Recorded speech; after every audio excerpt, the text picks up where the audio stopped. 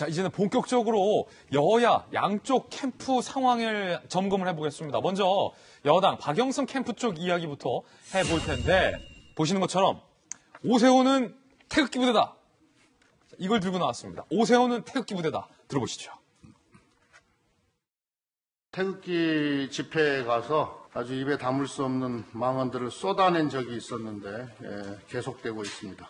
태극기 부대와 함께하는 그런 분다운 만행입니다. 극우 본색을 유감없이 드러내고 10년 전에 낡은 행정과 실패한 시장이 다시 돌아와서 이명박 시즌2를 하겠다는 것은 서울 시민들이 과연 거기에 동의할 수 있을까? 태극기 부대의 전광훈 목사하고 함께 작년에 8.15 소상공인 매출이 잘 회복되고 있었을 때 찬물을 끼얹은 사람입니다. 전광훈 목사와 같이 또 새 시장이 광화문 광장을 내주면서 소상공인들한테 또 어떤 상처를 드릴지. 자, 정혁진 변호사님, 일단 박영선 후보가 오세훈 후보를 향한 공세는 오세훈은 태극기 부대다라면서 전광훈 목사와 오세훈 후보가 함께 했었다라는 걸 얘기했군요. 네. 그런데 저는 어떤 생각이 드냐면요. 패러다임이 좀 바뀐 거 아니냐 그 생각을 하거든요. 한때 이제 우리 사회의 가장 큰 치열한 문제 중에 하나가 적폐청산, 그다음에 그 과정에서 반발한 것이 태극기 부대였고 이 태극기 부대는 극우다. 이런 이야기들에 대해서 많은 국민들이 공감을 했었는데 그 이야기가 지금은 다시 민생의 문제로 돌아간 것이 아니냐. 공정의 문제로 돌아가는 것이 아니냐. 그러면 이 부분에 대해서 여당이 책임이 있으니까 여기에 대해서 우리는 이렇게 하겠다라고 이야기를 하는 것이 더 설득력이 있는 것이 아니었나 그런 생각이 들면서요. 그다음에 제가 좀 둔해서 그런지 몰라도 전광훈 목사 딱 하면은 생각나는 사람들이 몇 명 있어요. 뭐 누구 같이 그 연단에 서서 이렇게 막 소리 지르고. 그런데 그중에 오세훈 후보는 제가 기억이 잘 안 나거든요. 왜냐하면 오세훈 후보는 그때 별로 이런 표현은 좀 그렇지만 그 당시에는 존재감이 이렇게 많지 않았던 분이었던 것 같고 그다음에 생긴 것 자체가 이렇게 뭐 독한 이미지 그런 이미지가 아니고 순한 이미지인데 과연 극우의 프레임이 오세훈 후보에게 씌워지는 것이 사람들에게 공감을 얻을 수 있을까? 저는 사실 그런 점들이 생각이 나면서 어차피 이제 선거라고 하는 것이 서로 상대방 간에 이제 싸우는 거 아니겠습니까? 그래서 자기의 장점은 부각시키고 상대방의 단점은 이렇게 또 공격하고 이런 것은 불가피한 것인데 좀 다른 공격 포인트가 더 적절하지 않을까 하는 생각이 개인적으로는 듭니다. 예, 정혁진 변호사님의 어떤 개인적 견해였고, 자, 오늘부터 이제 공식 선거운동에 개시된 만큼 상대 후보를 향한 어떤 외모에 대한 평가도 조금은 좀 우리가 자제하는 것이 좋겠다라는 말씀 드리겠습니다. 자, 박정화 대변인.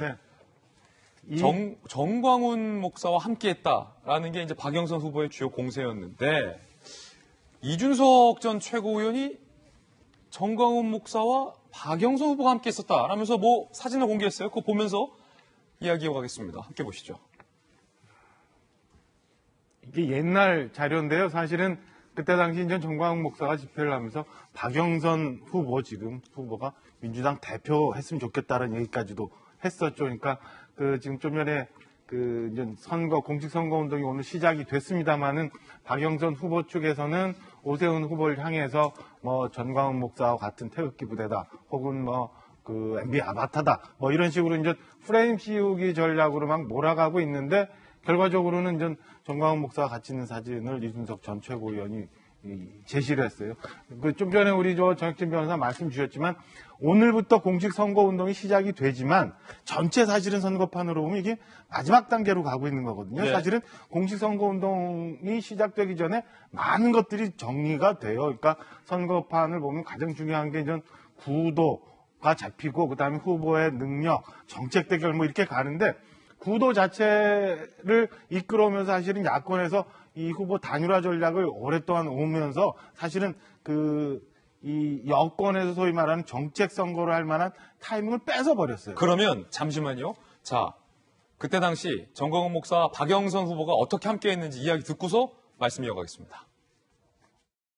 동성애법, 차별금지법, 인권관련법, 그리고 이슬람 문제, 저희는 결코 이것을 받아들일 수 없다는 것을 강하게 말씀드립니다. 감사합니다. 박영선 의원님을 야당 대표로 세웁시다. 우리 박영선 의원님의 말씀을 들으니까 좀 오늘 밤에 잠을 좀 편하게 잘 것 같습니다. 누가 더 가깝다고 해야 돼요?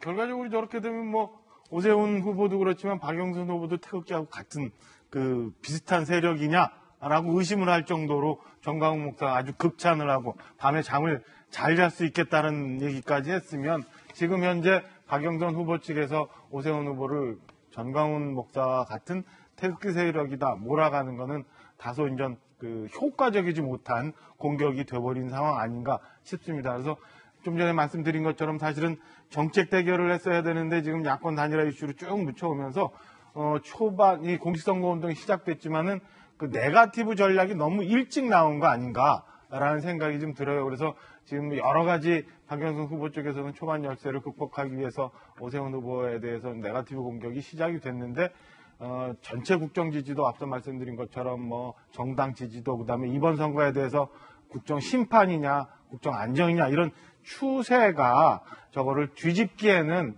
지금 상황이 녹록지는 않다라고 평가를 좀 하고 싶습니다.